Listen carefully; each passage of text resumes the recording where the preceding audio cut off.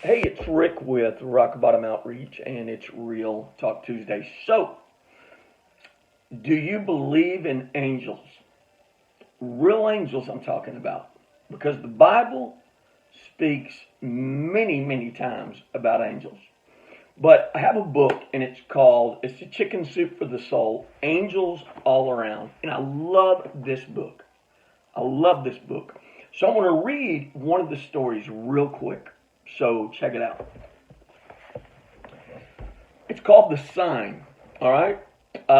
It said I hadn't known how excruciating difficult it would be to lose a parent, much less two in the span of 9 months. Can you imagine?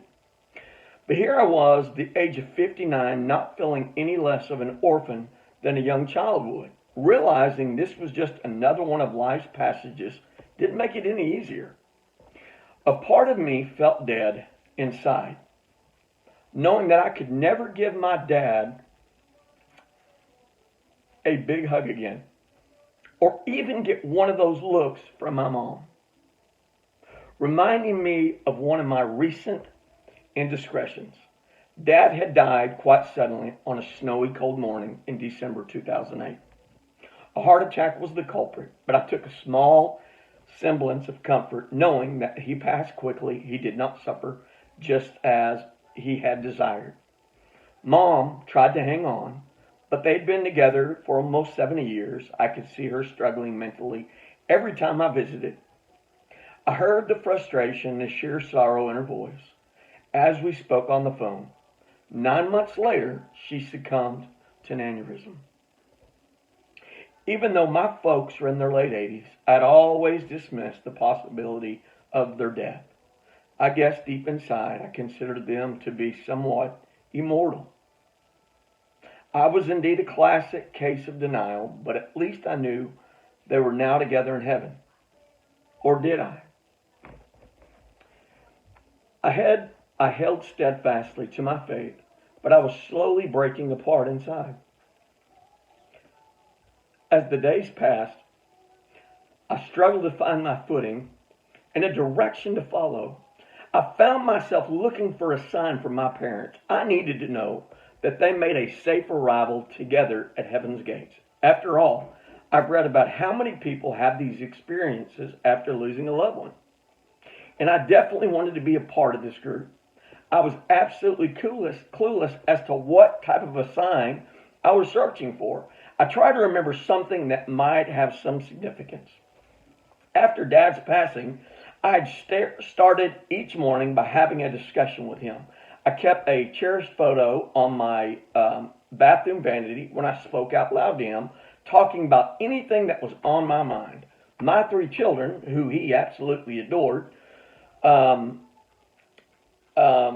my job issues, etc. You name it. We hashed it over. Once Mom died, she became part of that elite group. Um, Next to Dad, and our conversations commenced. It was it was a great release for me in numerous ways. One morning, shortly after Mom had passed, I was feeling especially nostalgic and forlorn, and I would have been, and it would have been her birthday that day. I told Dad that I urgently needed a sign.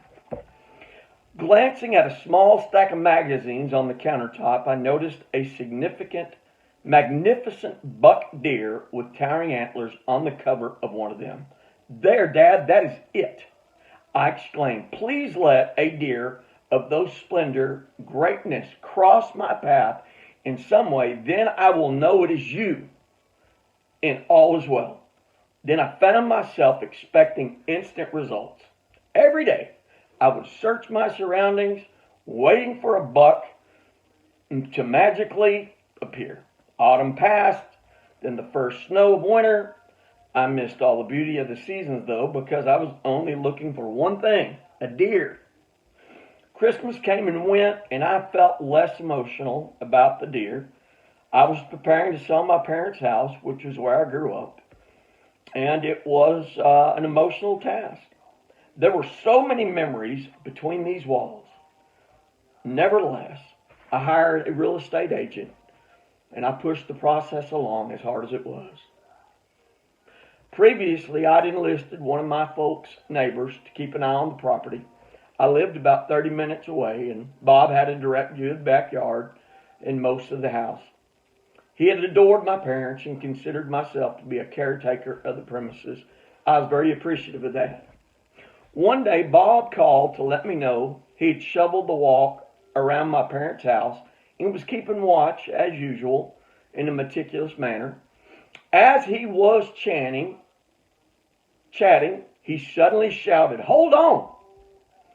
And he dropped the phone. Fearful something was wrong, I waited in anticipation till he returned. He said, "You're not going to believe this, Gale."